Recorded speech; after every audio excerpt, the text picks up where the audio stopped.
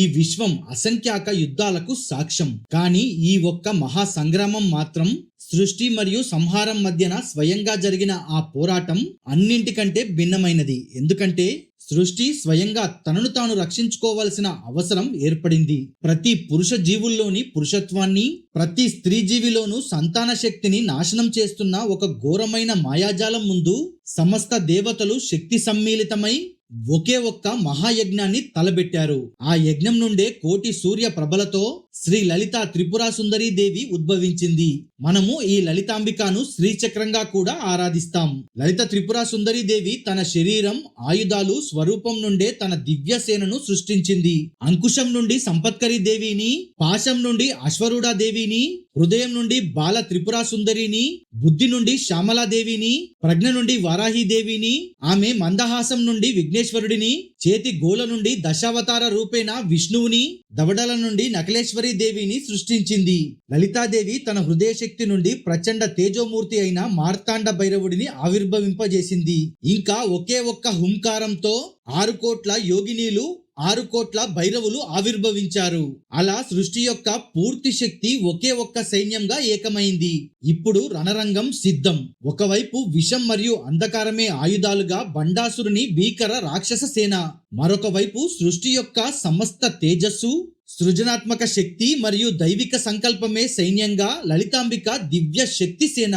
ఈ మహాసంగ్రామం దైవమాన కాలం ప్రకారం 4 రోజులు జరిగింది. ఈ లలితాంబిక ముఖ్యంగా ఉద్భవించిందే బండాసురుడిని యుద్ధం చేసి సంహరించడానికి. కాబట్టి ఈ ఎపిసోడ్లో మన కథ ఈ యుద్ధ విశేషాలు ఘట్టాల చుట్టూరే తిరుగుతుంది. దక్ష ప్రజాపతి కుమార్తె సతీదేవి. ఆమె శివుడిని ప్రేమించింది. దక్షుడికి తన కూతురు సతీదేవిని శివుడికిచ్చి వివాహం జరిపించడం ఇష్టం లేనప్పటికీ బ్రహ్మదేవుడు మధ్యవర్తిత్వం వహించి ఆ వివాహం జరిపిస్తారు. వివాహం జరిగిన కొంతకాలానికి దక్షుడు ఒక మహాయజ్ఞం చేయదలిచాడు. ఆ దక్ష యజ్ఞానికి శివుడిని అవమానపూర్వకంగా ఆహ్వానించలేదు. తండ్రి నిర్వహిస్తున్న యజ్ఞానికి పిలిచినా పిలవకపోయినా వెళ్లాలనే భావంతో సతీదేవి శివుడు వారిస్తున్న యజ్ఞానికి వెళ్ళింది. దక్ష యజ్ఞంకి చేరుకున్న సతీదేవిని దక్షుడు శివుడిని ఘోరంగా దూషించి అవమానించడంతో అది తట్టుకోలేక సతీదేవి యజ్ఞగుండంలోకి దూకి ప్రాణాలు విడిచింది. ఆ విషయం తెలిసిన వెంటనే శివుడు అగాధమైన కోపంతో తన జటను లాగి నేలపైకి విసిరాడు. ఆ జట నుంచి భయంకరమైన రూపంతో వీరభద్రుడు అవతరించాడు. అతనితో పాటు భద్రకాళి కూడా ప్రత్యక్షమయ్యింది. శివుడి ఆజ్ఞతో వీరభద్రుడు శివగణాలతో కలిసి దక్ష యజ్ఞాన్ని ధ్వంసం చేసి దక్షుడి శిరస్సును ఖండించాడు. అయినప్పటికీ సతీదేవి ఇక లేదన్న అపారమైన దుఃఖంతో శివుడు కైలాసంలో వేలాది సంవత్సరాలు ధ్యానంలో లీనమయ్యాడు. ఈలోగా దక్ష యజ్ఞంలో ఆహుతి అయిన సతీదేవి హిమవంతుడు మేనకాదేవి దంపతులకు పార్వతీదేవిగా జన్మించి యుక్త వయసుకు చేరింది. అప్పటికే తారకాసురుడు అనే అసురుడు శివుని వీర్యశక్తితో జన్మించిన కుమారుడి చేతిలోనే తనకు మరణం సంభవించాలని బ్రహ్మదేవుడి దగ్గర వరం పొందుతాడు. ఆ వరగర్వంతో ఇంద్రాది దేవతలను హింసిస్తుంటాడు. ఆ తారకాసురుడిని సంహరించడానికి శివపార్వతుల కళ్యాణం జరగాల్సి ఉందని ఇంద్రుడి ప్రోద్బలంతో మన్మధుడు వసంతుడితో కలిసి శివుడిని ధ్యానం నుండి మేల్కొల్పడానికి సమ్మోహనాస్త్రం అనే పుష్పబాణాన్ని అహంకారంతో ప్రయోగిస్తాడు. ధ్యానం భంగం కావడంతో కోపించిన శివుడు తన 3వ కంటితో మన్మధుడిని భస్మం చేశాడు. అప్పుడు మన్మధుడి భార్య అయిన రతీదేవి తన భర్తని కాపాడమని శివుడిని ప్రార్థించగా, ఇప్పటికిప్పుడు నేనేమీ చేయలేను, ఇది నా తీర్పు. కానీ భవిష్యత్తులో ఆదిశక్తి కృపాదృష్టితో ఈ మన్మధుడు పునర్జన్మ తీసుకుని తన ప్రేమ తేజస్సును సర్వలోకాలకు వెల్లడిస్తాడు అని భవిష్యత్తు చెప్పాడు. కొంతకాలం తర్వాత శివుడు చెప్పిన భవిష్యత్తు రూపుదాల్చుకుంటుంది. శివుడి రుద్రగణాలలో ఒకడైన చిత్రకర్ముడు మన్మధుని భస్మంలోని ఒక భాగంతో చిత్రకర్ముడు పురుషాకారంలో ఒక బొమ్మను తయారు చేసి ఆ బొమ్మను శివుడి సమీపంలో ఉంచగానే శివుడి దివ్యశక్తి స్పర్శతో దానికి ప్రాణం చేరింది. కాకపోతే ఆ ప్రాణం ఒక శక్తివంతమైన మరియు భయంకరమైన రాక్షస రూపంలో వెలువడింది. తన వల్లే ప్రాణం వచ్చింది అని భావించిన చిత్రకర్ముడు ఆ రాక్షసుడికి క్షత్రరుద్రియ మంత్రం నేర్పించాడు. ఆ మంత్రాన్ని మనసులో ధ్యానిస్తూ రాక్షసుడు కఠిన తపస్సు చేశాడు. ఆ కఠిన తపస్సుకు ఫలితంగా రౌద్రమైన శక్తి సాక్షాత్కరించి ఆ రాక్షసుడికి ఒక వరం ప్రసాదించాడు. ఆ వరం ఏమిటంటే ఆ రాక్షసుడు ఎవరితో యుద్ధం చేసినా ఆ ఎదిరించే వ్యక్తి శక్తిలో సగం శక్తి అతనికే లభిస్తుంది. ఆ వరంతో ఆ రాక్షసుడు అపార బలాన్ని సంపాదించాడు. వరబలంతో రాయిలా దృఢంగా అచంచలంగా కనిపించిన ఆ రూపాన్ని చూసిన బ్రహ్మదేవుడు ఆశ్చర్యంతో బండా బండా అని పలికాడు. అందుకే ఆ రాక్షసుడికి బండాసురుడు అనే పేరు వచ్చింది. మన్మధుని భస్మంలో మిగిలిన మరో భాగం నుండి బండాసురుడు ఇద్దరు రాక్షసులను సృష్టించి వారికి విషక్రుడు మరియు విషంగుడు అని నామకరణం చేసి వారిని తన సోదరులుగా స్వీకరించాడు. కేవలం వారిద్దరే కాకుండా అదే భస్మం నుండి వేల కొద్ది ఇతర బండ సైన్యం కూడా సృష్టించుకున్నాడు. అసురుల గురువు శుక్రాచార్యుడు సమస్త రాక్షస బలాలను అప్పటికే ఏకం చేసి వారందరి శక్తికి నాయకుడిగా బండాసురుడిని ప్రకటించాడు.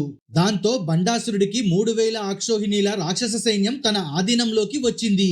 ఒక్క అక్షోహిణి అంటే 21,870 రథాలు, 21,870 ఏనుగులు, 65,610 గుర్రాలు, 1,09,350 పాద సైనికులు.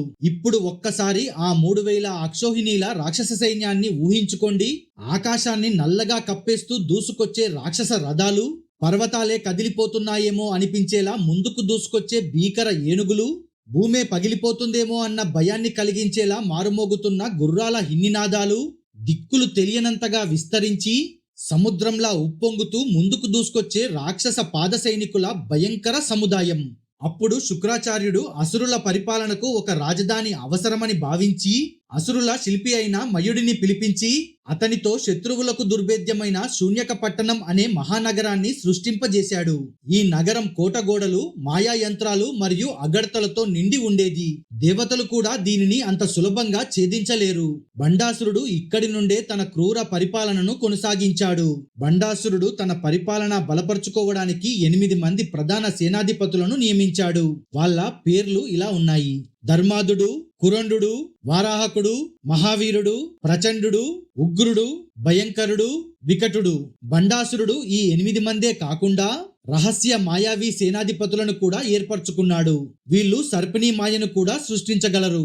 ఇప్పుడు ఈ 3 శక్తులు అంటే రౌద్రమైన శక్తి ప్రసాదించిన వరం, ఆకాశాన్ని కమ్మేసే సైన్యం, శత్రువులకు దుర్భేద్యమైన శూన్యక పట్టణం ఈ ప్రపంచానికి ముప్పు తీసుకొచ్చేందుకు సిద్ధంగా ఉన్నాయి. ఇక బండాసురుడు గతంలో అందరూ రాక్షసరాజులు చేసినట్టుగానే ఇంద్రుడిని ఓడించి ముల్లోకాలను ఆక్రమించుకున్నాడు.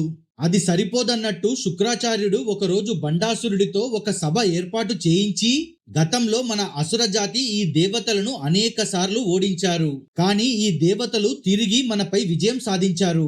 ఈసారి అలా జరగడానికి వీల్లేదు అని ఒక అద్భుతమైన ప్రణాళికను వివరించాడు. అదేంటంటే సమస్త జీవుల్లోని పురుషులందరిలో పురుషత్వాన్ని తొలగించేద్దాం, అంటే నపుంసకులను చేసేయడం. అలాగే సమస్త జీవుల్లోని స్త్రీలందరిలో సంతానోత్పత్తికి కారణమైన శక్తిని క్షీణింపజేసేద్దాం, అంటే గర్భసంచిని పూర్తిగా నశింపజేయడం. ఇందులో దేవతలని కూడా విడిచిపెట్టేది లేదు. మన అసురులను మాత్రం ఇందులో నుంచి మినహాయిద్దామని పథకం వివరించాడు. అప్పుడు అహంకారంతో అంధుడైన బండాసురుడు ఈ సమస్త సృష్టిని అంతం చేసి అసురుల శక్తిని బలోపేతం చేయాలన్న మీ ఆలోచన ఉత్తమం, అత్యుత్తమం అని శుక్రాచార్యుడిని ప్రశంసించి ఈ బాధ్యతను విషక్రుడికి, విషంగుడికి ఈ పథకాన్ని అమలు చేయండి అని ఆజ్ఞాపించాడు. అప్పుడు విశుక్రుడు మరియు విషంగుడు అసంఖ్యాకమైన సూక్ష్మ రూపాలను సృష్టించారు. విశుక్రుడు భూలోకంపై తన దాడిని కేంద్రీకరించగా విషంగుడు స్వర్గం మరియు ఇతర లోకాలను లక్ష్యంగా చేసుకున్నాడు. ఈ ఇద్దరు దైత్యులు సృష్టించిన సూక్ష్మాంశాలు దేవతలను కూడా మినహాయించకుండా ముల్లోకాల్లోని ప్రతి జీవి శరీరంలోకి చొచ్చుకుపోయి బండాసురుడు అమలు చేయమన్న ఘోరమైన ప్రణాళికను అమలు చేశారు. ఇక ముల్లోకాలు ఎలా తయారయ్యాయంటే చెట్లు, పక్షులు, జంతువులలో కూడా కామవాంఛ అనేది పోయి ఎవ్వరికీ సంతానం కలగడం లేదు. అప్పటికే జీవించి ఉన్న జీవులు మాత్రం ముసలితనంతో చనిపోతున్నారు. ఇదంతా చూస్తున్న బ్రహ్మదేవుడు తన సృష్టి అంతా నాశనమవుతుందని గడగడలాడిపోయాడు. అసురుల సంఖ్య విపరీతంగా పెరిగిపోతుంది. ఈ ప్రయాణంలో బండాసురుడు 4 వివాహం చేసుకున్నాడు. వారు సమ్మోహిని, కుమిదిని, చిత్రాంగిని మరియు సుందరి. వాళ్ళకి 30 మంది మగ శిశువులు సంతానంగా జన్మించారు. బ్రహ్మదేవుడు, ఇంద్రాది దేవతలు కలిసి వైకుంఠానికి చేరి శ్రీ మహావిష్ణువుని కాపాడమని వేడుకున్నారు. దానికి శ్రీ మహావిష్ణువు అంతర్జ్ఞానంతో భవిష్యత్తును వీక్షించి బండాసురుడిని మనం ఎవ్వరము సంహరించలేము, ఇది కేవలం ఆదిశక్తికే సాధ్యమయ్యే కార్యం. అయితే ఆదిశక్తి స్వరూపమైన సతీదేవి దేహత్యాగం చేసిన తర్వాత ఆమె పార్వతీగా మళ్ళీ జన్మించినా ఆమెకి ఇంకా సంపూర్ణ శక్తి ప్రకటితం కాలేదు. కాబట్టి బ్రహ్మాండాలకి అవతల మణిద్వీపంలో ఆదిశక్తి మరియు మహాశింభుడు ఉన్నారు. అక్కడికి వెళ్లి వారిని వేడుకుంటే ఈ సమస్య నుండి బయటపడేస్తారు అని సలహా ఇచ్చాడు. అలా దేవతలందరూ కలిసి బ్రహ్మాండాల అంచున ఉన్న పొర వరకు చేరుకొని ఆ పొరకి చిన్న కన్నం చేసి మణిద్వీపానికి వెళ్లారు. అక్కడ ఆదిశక్తి మరియు మహాశింభుడు కనిపించడంతో వారిని స్తుతించారు. అప్పుడు మహాశింభుడు, మీరు ఇక్కడికి ఎందుకు వచ్చారో మాకు తెలుసు. ఈ కామప్రలయం నుండి బయటపడేయాలంటే ఇప్పటి వరకు ఈ సృష్టిలో ఎప్పుడూ చేయనటువంటి ఒక లలితాత్మికమైన శివాగ్నితో యజ్ఞం చెయ్యాలి అని చెప్పి ఆదిశక్తి యొక్క చౌడసి మంత్రాన్ని ఉపదేశించి ఆ యజ్ఞంలో మీ అందరి శక్తులను ఆహుతులుగా సమర్పించాలని చెప్పాడు. వెంటనే మహాశంభుడు వాయుదేవుడిని ముందుకు పిలిచి సప్త సముద్రాలలో ఒకదానిపై బలంగా గాలి వీచుము అని ఆజ్ఞాపించాడు. వాయుదేవుడు తన అపార శక్తితో గాలిని వీచగానే ఆ సముద్రంలోని నీరంతా తొలగిపోయి ఒక మహాగోతిలాగా మారింది. ఆ గోతిలో మహాశంభుడు తన అంతర్గత చిదాగ్నిని రగిల్చి ఒక జ్ఞానాగ్నిని రగిల్చాడు. దేవతలందరూ చౌడసి మంత్రాన్ని జపిస్తూ యజ్ఞాన్ని ప్రారంభించారు. ఈ యజ్ఞం గురించి అసురులకు తెలిస్తే ప్రమాదమని భావించిన శ్రీ మహావిష్ణువు అసుర మోహిని అనే మహామాయను సృష్టించి అసురులను మోహింపజేయమని పంపించాడు.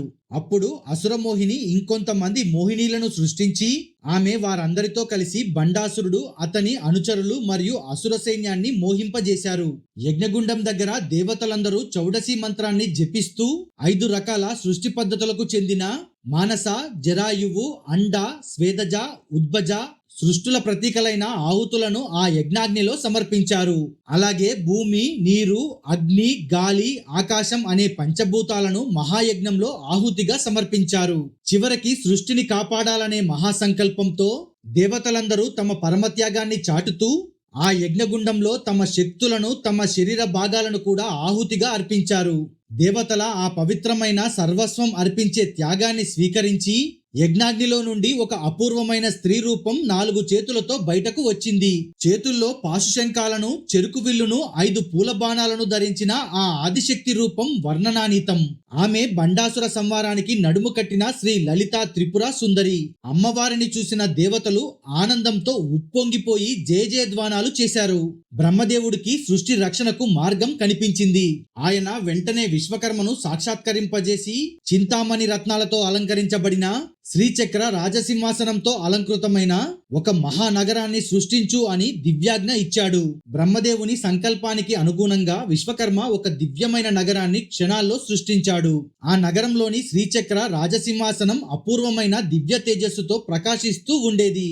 దానిపై ఆసీనులైన వ్యక్తి ముల్లోకాలను పాలించే అపారమైన శక్తిని పొందగలరని శాస్త్రాలు వర్ణిస్తున్నాయి.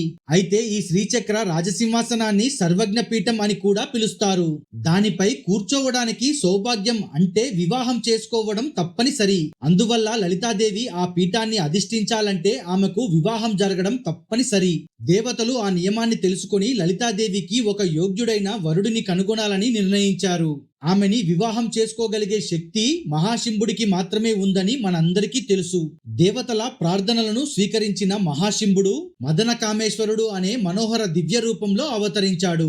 అప్పుడు దేవతలందరూ మదన కామేశ్వరుడికి లలితాదేవికి మహావైభవంగా వివాహం జరిపించారు. అందుకే లలితాదేవిని కామేశ్వరి అని కూడా పిలుస్తారు. వివాహోత్సవం జరిగిన తర్వాత లలితాదేవి ఆ శ్రీచక్ర రాజసింహాసనంపై విరాజమానురాలైన క్షణం ఆమె దివ్య తేజస్సు 3 లోకాలను వెలుగుతో నింపింది. అప్పుడు విష్ణువు, బ్రహ్మాది దేవతలు బండాసురుడి దుష్టత్వాన్ని, సృష్టికి కలిగిన భయంకర ప్రమాదాన్ని లలితాదేవికి వివరించి సృష్టిని రక్షించమని వేడుకున్నారు.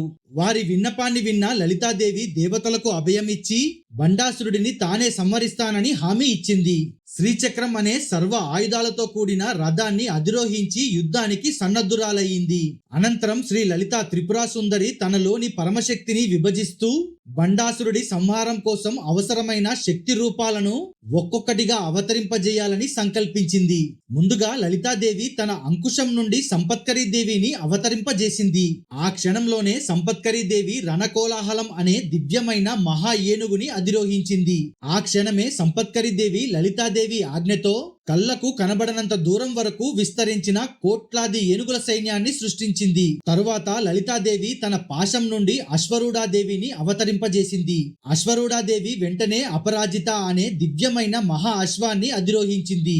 ఆ క్షణమే అశ్వరూఢాదేవి లలితాదేవి ఆజ్ఞతో అపారమైన అశ్వ సైన్యాన్ని సృష్టించింది. ఆ తర్వాత లలితాదేవి తన హృదయం నుండి బాలత్రిపుర సుందరిని అవతరింపజేసింది.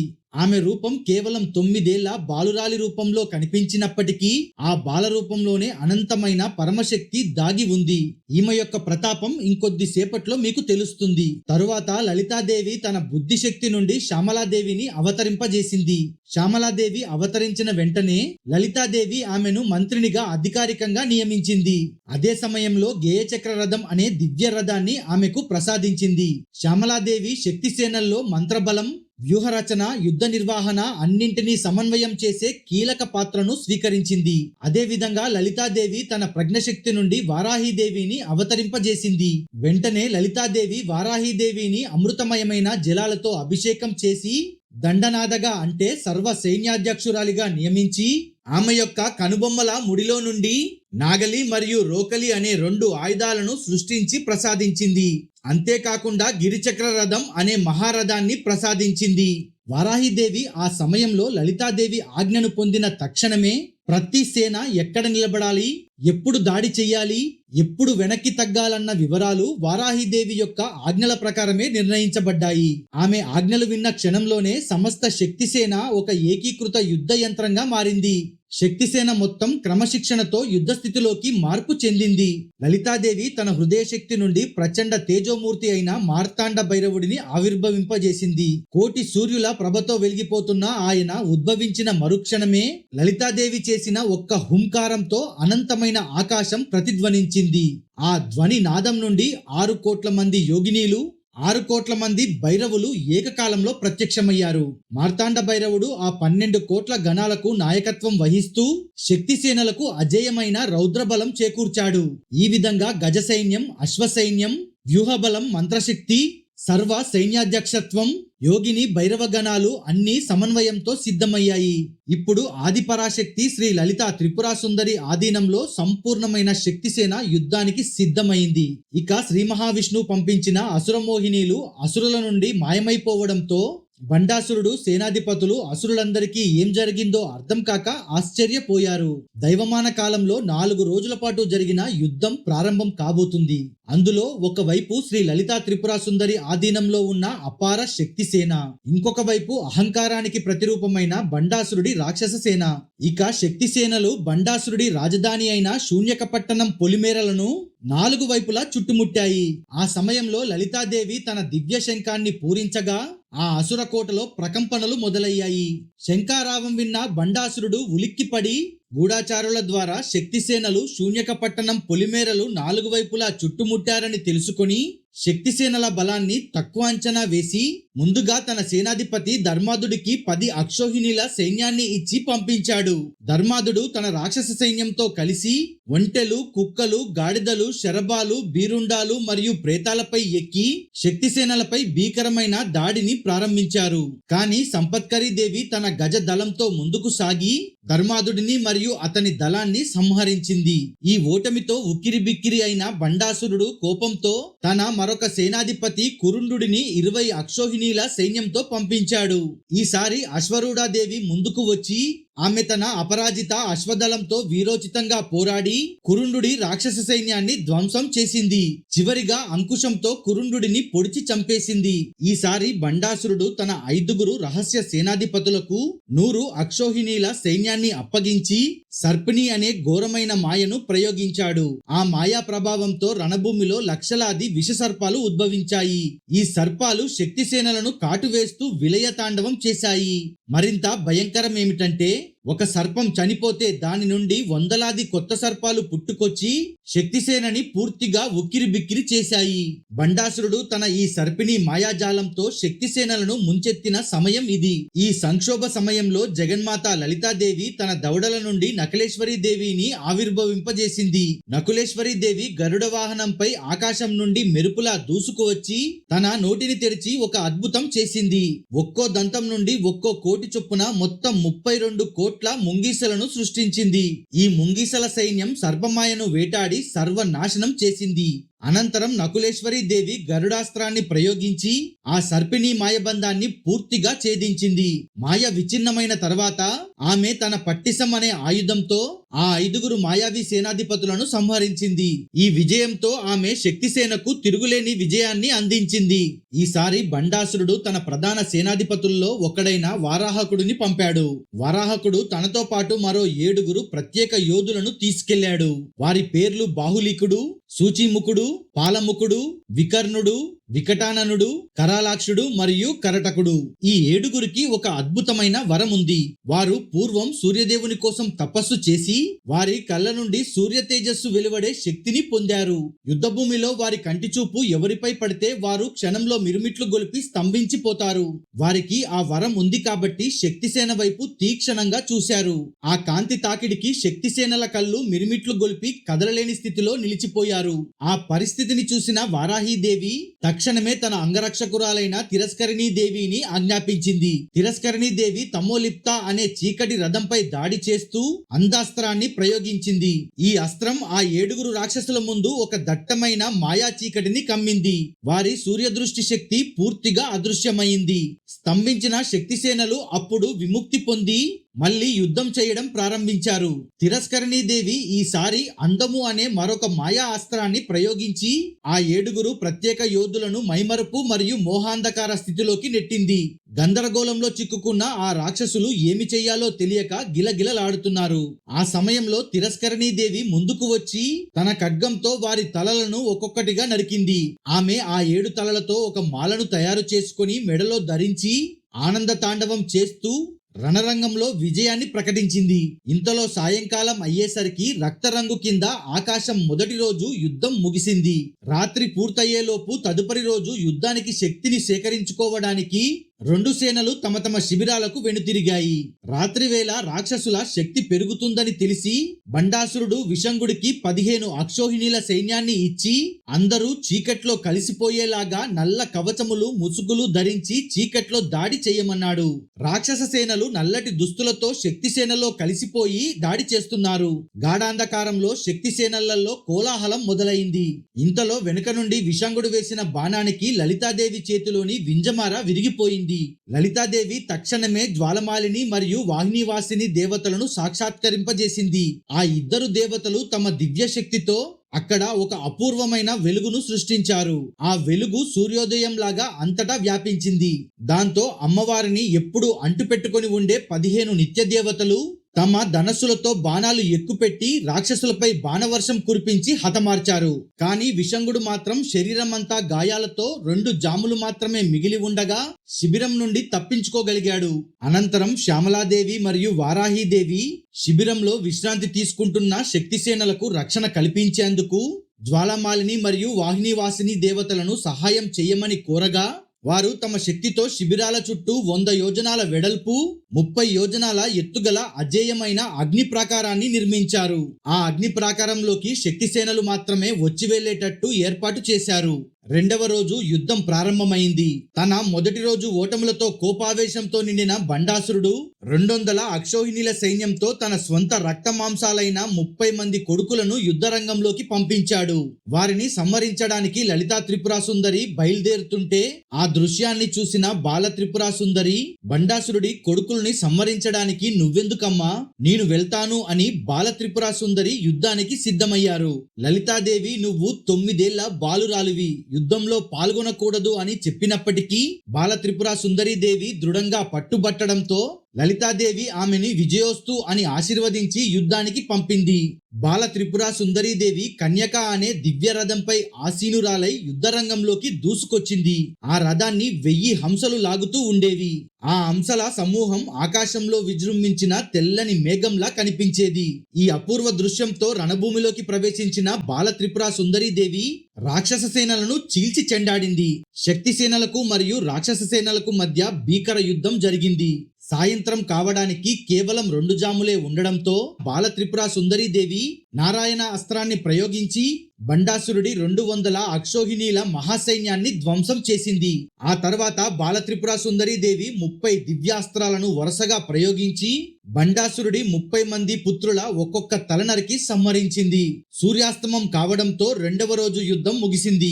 ఆ రోజు రాత్రి తన సంతానమంతటిని ఒకే రోజులో కోల్పోయిన బండాసురుడు ఆక్రందించాడు. అపారమైన బాధలో మునిగిపోయాడు. ఆ బాధ నుండి పగ తీర్చుకోవాలనే ఆవేశంతో అతను తన సోదరుడు విశుక్రుడిని పిలిచి తాంత్రిక మారణ శక్తిని ఉపయోగించమని ఆదేశించాడు. విశుక్రుడు పరమ నీచమైన తాంత్రిక పద్ధతుల్లో ఒక రాతి పలకపై మాయా యంత్రాన్ని చెక్కుతాడు. దీనినే జయవిఘ్న యంత్రం అని అంటారు. ఈ యంత్రానికి శక్తిని చేకూర్చడానికి విశక్రుడు అనేక పశువులను, క్రూర మృగాలను బలి ఇచ్చి రక్తంతో ఆ యంత్రాన్ని అభిషేకిస్తాడు. ఆ తాంత్రిక ప్రక్రియ ద్వారా ఆ యంత్రంలో సర్వనాశకమైన, ప్రతిబంధకమైన శక్తిని నింపాడు. విశక్రుడు మాయాబలంతో లలితాదేవి శిబిరం చుట్టూ రక్షణగా ఉన్న 3 యోజనాల ఎత్తుగల ఆ అగ్ని ప్రాకారం మీదుగా శక్తి సైన్యం మధ్యలోకి జయవిఘ్న యంత్రాన్ని విసురుతాడు. ఆ యంత్రం సైన్యం మధ్యలో పడగానే శక్తి సైన్యంలో ఒక్కసారిగా బద్ధకం, నిద్ర మరియు అనాసక్తి ప్రబలాయి. సాక్షాత్తు శ్యామలాదేవి, వారాహీదేవి కూడా ఆ యంత్రమాయకు లోనై మౌనంగా ఉండిపోతారు. అప్పుడు లలితాదేవి చిరునవ్వుతో కామేశ్వరుడి ముఖాన్ని చూసినప్పుడు ఆ దివ్యమైన మందహాసం నుండి ఏనుగు ముఖం, 10 చేతులు, ప్రకాశవంతమైన సింధూర వర్ణంతో శ్రీ మహాగణపతి ఆవిర్భవిస్తాడు. ఆయన సాక్షాత్తు లలితా పరమేశ్వరుల పుత్రుడిగా, విఘ్న వినాయకుడిగా ఆవిర్భవించాడు. ఆవిర్భవించిన వెంటనే సమస్య యొక్క మూలాన్ని తన దివ్య దృష్టితో గుర్తించిన శ్రీ మహాగణపతి తన దంతాలతో దానిని ముక్కలు ముక్కలుగా చేసి ధ్వంసం చేస్తాడు. యంత్రం నశించగానే శక్తి సైన్యం మళ్లీ చైతన్యవంతమై రెట్టింపు ఉత్సాహంతో యుద్ధానికి తిరిగి సిద్ధమైంది. శ్రీ మహాగణపతి చేసిన మహోత్తర కార్యానికి ప్రసన్నురాలైన లలితాదేవి ఆయనను తన స్వీయ కుమారునిగా స్వీకరించి అగ్రపూజావరం ప్రసాదించింది. మన ఛానల్లో వినాయకుడి జన్మరహస్యం గురించి మరియు గణాలకు అధిపతి ఎలా అయ్యాడో గజనానా పార్ట్ 1, పార్ట్ 2 వీడియోస్ ని సిరీస్ రూపంలో చేశాను. తెలుసుకోవాలనుకుంటే ఐ బటన్ ని క్లిక్ చేయండి. 2 రోజుల పరాజయాలు మరియు తన కొడుకుల మరణం, ఈ రెండింటితోనూ క్రోధంతో మండిపోతున్న బండాసురుడు తన సోదరులైన విశుక్రుడు మరియు విశంగుడిని పిలిచి వారిద్దరికి 400 అక్షోహిణీల అపార సైన్యాన్ని అప్పగించి తన కుమారుల మరణానికి ప్రతీకారం తీర్చుకోవడానికి సజీవంగా దేవీలను బంధించి జుట్టు పట్టుకుని ఈడ్చుకరండి అని గర్జించాడు. ఆ 2 రాక్షసులు ఈ అపార బలంతో యుద్ధ రంగంలోకి దూసుకొచ్చారు. 2 రోజుల భీకర యుద్ధం తర్వాత శక్తిసేన దగ్గర కేవలం 100 అక్షోహిణీల సైన్యం మాత్రమే మిగిలి ఉండడంతో పరిస్థితి గంభీరంగా మారింది. విశక్రుడు ముందుగా తృణాస్త్రం అను మాయా అస్త్రాన్ని ప్రయోగించాడు. దాని ప్రభావంతో లలితాదేవి శక్తిసేనల్లోని ప్రతి ఒక్కరికి అధిక దాహం కలిగించబడింది. శరీరాలు నీరసంగా మారి యుద్ధ సామర్థ్యం క్షీణించింది. అప్పుడు రాక్షస సైన్యం శక్తిసేనలపై దాడి చేసి సంహరించడం మొదలుపెట్టారు. ఆ అత్యాప్తను గమనించిన సర్వ సైన్యాధ్యక్షురాలు వారాహీదేవి తక్షణం సురసముద్రుడిని ఆహ్వానించారు. సురసముద్రుడు ఆకాశం నుండి సుర అను దివ్యమైన బలవర్ధక సారాయిని వర్షంగా కురిపించగా ఆ సారాయి త్రాగిన శక్తిసేన యొక్క దాహం తీరి నీరసించిన శరీరాలు తిరిగి పునర్జీవించాయి. దాంతో యుద్ధోత్సవం రెట్టింపయ్యింది. ఆ సమయంలో వారాహీదేవి సురసముద్రుడి సహాయానికి మెచ్చి యజ్ఞాలలో నిన్ను పవిత్రమైన హావిస్సుగా స్వీకరిస్తారు అని వరం ప్రసాదించింది. ఇక యుద్ధం అత్యంత భీకర దిశకు చేరుకుంది. అనంతరం విశక్రుడు కుటిల మాయా యుద్ధాన్ని ప్రారంభించాడు. ఆ మాయలను ఎదుర్కోవడానికి మంత్రిని అయిన శ్యామలాదేవి స్వయంగా ముందుకు వచ్చారు. ఆ విశక్రుడి మాయా ప్రయోగాలను తన మంత్రశక్తితో తిప్పికొడుతూ శ్యామలాదేవి చివరికి బ్రహ్మ శిరోనామక అస్త్రాన్ని ప్రయోగించి ఆ విశక్రుడిని సంహరించింది. మరోవైపు వారాహీదేవి మరియు విశంగుడి మధ్య భయంకరమైన ద్వంద్వ యుద్ధం జరిగింది. విశంగుడు తన గదతో దాడి చేస్తుండగా వారాహీదేవి తన ముసలంతో ప్రతిదాడి చేసింది. ఆ యుద్ధం సాయంత్రం నుండి అర్ధరాత్రి వరకు కొనసాగింది. అర్ధరాత్రి వేళ వారాహీదేవి తన పరాక్రమం పరాకాష్ఠకు చేరింది. ఆమె తన ముసలం మరియు హలంతో అంతిమ దాడి చేసి విశంగుడిని సంహరించింది. వారాహీదేవి పూర్తి చరిత్ర మీద మన ఛానల్లో ఆల్రెడీ ఒక వీడియో ఉంది. తెలుసుకోవాలనుకుంటే ఐ బటన్ ని క్లిక్ చేయండి. ఈ విధంగా బండాసురుడి 2 సోదరుల ఉనికి ముగిసిపోగా 3వ రోజు యుద్ధం కూడా లలితాదేవి మహావిజయంతో ముగిసింది. 4వ మరియు అంతిమ రోజు యుద్ధం ప్రారంభమైంది. 3 రోజుల పాటు తన అనుచరులు, సేనానాయకులు మరియు స్వంత సంతానం వరకు నష్టపోయిన బండాసురుడు తన దగ్గర మిగిలి ఉన్న 2185 అక్షోహిణీల అపార సైన్యంతో 1000 సింహాలు లాగుతున్న అపరాజిత రథం అను భయంకర రథంపై అధిరోహించి ఘాతకం అను మారణ కత్తిని చేతపట్టుకుని యుద్ధభూమిలోకి ప్రవేశించాడు. ఆ దృశ్యం సమస్త ప్రకృతిని భీతిల్లజేసింది. లలితాదేవి స్వయంగా 4 వేదాల రథచక్రాలతో 4 పురుషోర్ధాల గుర్రాలతో శ్రీచక్ర రథంపై అధిరోహించి వెనక శ్యామలాదేవి, వారాహీదేవి మరియు కోట్లాది శక్తిసేనల సముదాయంతో యుద్ధభూమిలోకి ప్రవేశించింది. చివరికి ఆఖరి యుద్ధ పోరాటం ప్రారంభమైంది. లలితాదేవి వేసే ఒక్కో బాణం నుండి వందల వేల లక్షల బాణాలు పుట్టుకొచ్చి అసుర సైన్యాన్ని నాశనం చేస్తున్నాయి. అప్పుడు బండాసురుడు లలితాదేవికి ఎదురుపడి పాషండాస్త్రం ప్రయోగించగా లలితాదేవి దానిని గాయత్రి అస్త్రంతో తట్టివేసింది. తర్వాత బండాసురుడు సర్వాస్త్ర స్మృతి నాశకాస్త్రం వేసి శక్తిసేనలు తమ ఆయుధాలు ఉపయోగం మర్చిపోయేలా చేశాడు. లలితాదేవి వెంటనే దారుణాస్త్రం ప్రయోగించి ఆ మాయా ప్రభావాన్ని రద్దు చేసింది. యుద్ధంలో ఓటమి చెందుతున్న తరుణంలో బండాసురుడు అత్యంత భయంకరమైన మహారోగాస్త్రాన్ని ప్రయోగించాడు. ఆ అస్త్రం ప్రభావంతో లలితాదేవి శక్తిసేనల్లో క్షయ, కుష్టి, అతిసారం వంటి వేల కొద్ది ప్రాణాంతక వ్యాధులు వ్యాప్తి చెంది స్పృహ కోల్పోయారు. ఈ ఘోర విపత్తును నివారించేందుకు లలితాదేవి అచ్యుతాయ నమః, అనంతాయ నమః, గోవిందాయ నమః అను 3 నామాలను స్మరిస్తూ నామాత్రయాస్త్రాన్ని ప్రయోగించింది. ఆ నామాత్రయాస్త్ర ప్రభావంతో అన్ని వ్యాధులు నశించి శక్తిసేన మళ్ళీ ఆరోగ్యాన్ని, శక్తిని పుంజుకుంది. బండాసురుడి అపారమైన రాక్షస సైన్యం లలితాదేవిని చుట్టుముట్టడానికి ప్రయత్నించినప్పుడు లలితాదేవి పరమేశ్వరుడికి అత్యంత ప్రీతికరమైన మహాపాశుపతాస్త్రాన్ని సంధించింది. ఆ అస్త్రం నుండి వెలువడిన అగ్నిజ్వాలలు యుద్ధభూమిలో ఉన్న లక్షలాది రాక్షస సేనలను క్షణకాలంలో భస్మం చేశాయి. దానితో బండాసురుడి సైన్యం దాదాపుగా తుడిచిపెట్టుకుపోయింది.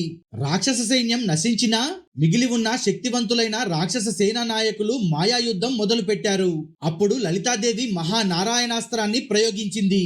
ఆ అస్త్రం నుండి లెక్కలేనన్ని సుదర్శన చక్రాలు, గదలు ఉద్భవించి మిగిలి ఉన్న రాక్షస సేనా నాయకులందరినీ ఎగరవేసి సంహరించాయి.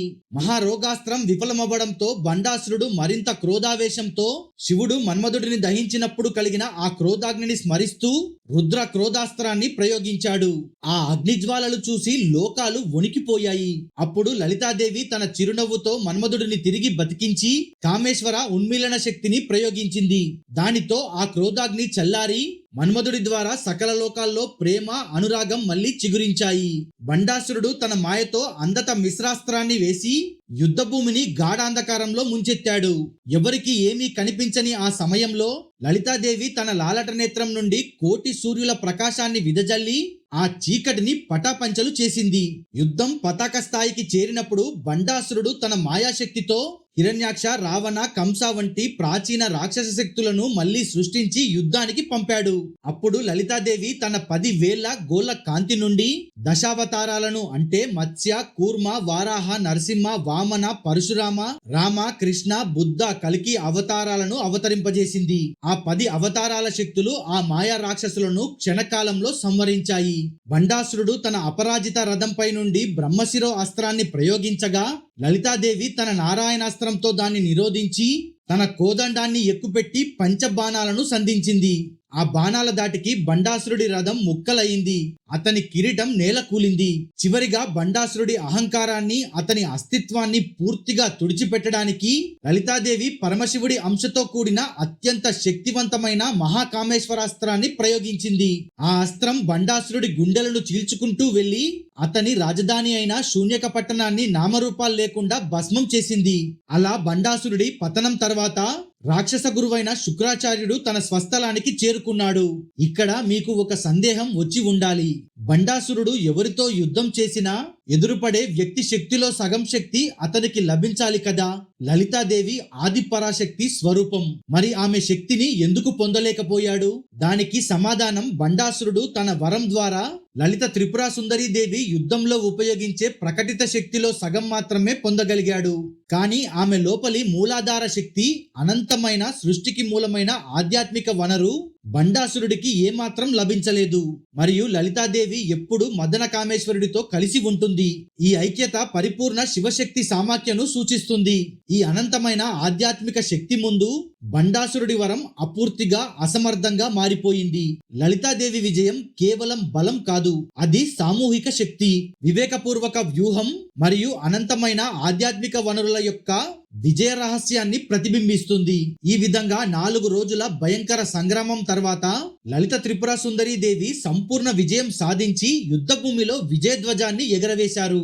ఆ తర్వాత లలిత త్రిపుర సుందరి దేవి తన కటాక్ష వీక్షణతో యుద్ధంలో చనిపోయిన దేవతా శక్తులను తిరిగి బ్రతికించారు. గాయాలతో ఉన్న వారి గాయాలను మాన్పి వారికి ఆహ్లాదాన్ని ప్రసాదించారు. సమస్త సృష్టిలో మళ్లీ వైభవము, తేజస్సు మరియు జీవశక్తి తిరిగి పుట్టాయి. దేవతలందరూ ఆకాశం నుండి పుష్పవృష్టి కురిపించి జయహో లలితాంబిక అంటూ స్తుతించారు.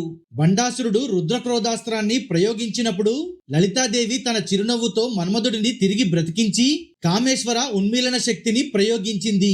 ఈ చర్య కేవలం ఒక అస్త్రాన్ని నిరోధించడం మాత్రమే కాదు, లోకంలో నశించిపోయిన ప్రేమ మరియు సృజనాత్మక శక్తిని తిరిగి ప్రతిష్ఠించడం. మన్మధుడి భార్య అయిన రతీదేవి ప్రార్థనను మన్నించి లలితాదేవి మన్మధుడికి అనంగుడిగా వరం ప్రసాదించింది. అనంగుడు అంటే శరీరం లేనివాడు అని అర్థం. దీని ద్వారా లలితాదేవి ఒక గొప్ప సందేశాన్ని ఇచ్చింది. మన్మధుడు భౌతిక రూపంలో లేకపోయినా ప్రతి జీవిలోనూ కోరిక మరియు సంకల్పం అనే రూపంలో నిరంతరం జీవిస్తూనే ఉంటాడు. ఈ అంతర్గత ప్రేరణ సృష్టి చక్రం ఆగిపోకుండా నిరంతరం ముందుకు సాగడానికి మూలాధారం. బండాసురుడు శూన్యాన్ని లేదా జడత్వాన్ని సూచిస్తే లలితాదేవి మన్మధుడిని పునరుద్ధరించడం ద్వారా చైతన్యాన్ని మరియు నిరంతరం సృష్టిని కాపాడింది. శ్రీ లలితా త్రిపుర సుందరి దేవి ఆరాధన భారతదేశ ఆధ్యాత్మికతలో శ్రీ విద్యా సాంప్రదాయానికి ప్రధాన ఆలయంగా నిలిచిన మాతాబరి ఆలయం ఉన్నప్పటికీ ఆమె పూజ దేశమంతటా వివిధ రూపాల్లో విస్తరించి ఉంది. తమిళనాడులోని కాంచీపురంలో శ్రీ కామాక్షి ఆలయం శ్రీ విద్యోపాసనకు ప్రధాన పీఠంగా విలసిల్లుతుంది. ఇక్కడ ఆదిశంకరాచార్యులు స్వయంగా శ్రీచక్రాన్ని ప్రతిష్ఠించారు. కేరళ రాష్ట్రం తాంత్రిక శ్రీ విద్యా ఆరాధనకు కేంద్రంగా పేరొందింది. అక్కడ అమ్మవారిని రాజరాజేశ్వరిగా పూజిస్తారు. ఆంధ్రప్రదేశ్ లో విజయవాడలోని కనకదుర్గ లలితా స్వరూపమే అని నమ్మకం. మరియు అనేక శ్రీ విద్యా పీఠాలు నవారణ పూజలతో సక్రియంగా ఉంటాయి. అలాగే కర్ణాటకలోని శృంగేరి, ఉడిపి వంటి పీఠాలలో శారదాదేవి రూపంలో లలిత ఆరాధన గొప్ప సాంప్రదాయంగా కొనసాగుతుంది. ఈ విధంగా ప్రతి ప్రాంతీయ సంస్కృతితో అలవడిన ఈ దివ్య క్షేత్రాలు లలితాంబ యొక్క అనంతమైన కరుణ మరియు జ్ఞానాన్ని ప్రపంచానికి ప్రసారం చేస్తూ భక్తుల హృదయాలను ఒకే సూత్రంతో కలుపుతాయి. ఈ వీడియో మీకు నచ్చితే ఓం శ్రీ మాత్రే నమ అని కమెంట్ చేసి లైక్ బటన్ మీద క్లిక్ చేయండి. ఇలాంటి మరెన్నో వీడియోస్ మన ఛానల్లో ఉన్నాయి, ఒక్కసారి విజిట్ చేసి చెక్ చేయండి. కంటెంట్ నచ్చితే ఛానల్ ని సబ్స్క్రైబ్ చేసుకోండి. నేను వీడియో అప్లోడ్ చేసిన వెంటనే మీ వరకు చేరుకోవాలంటే బెల్ నోటిఫికేషన్ ఆన్ లో ఉంచండి. చివరి వరకు చూసినందుకు ధన్యవాదాలు.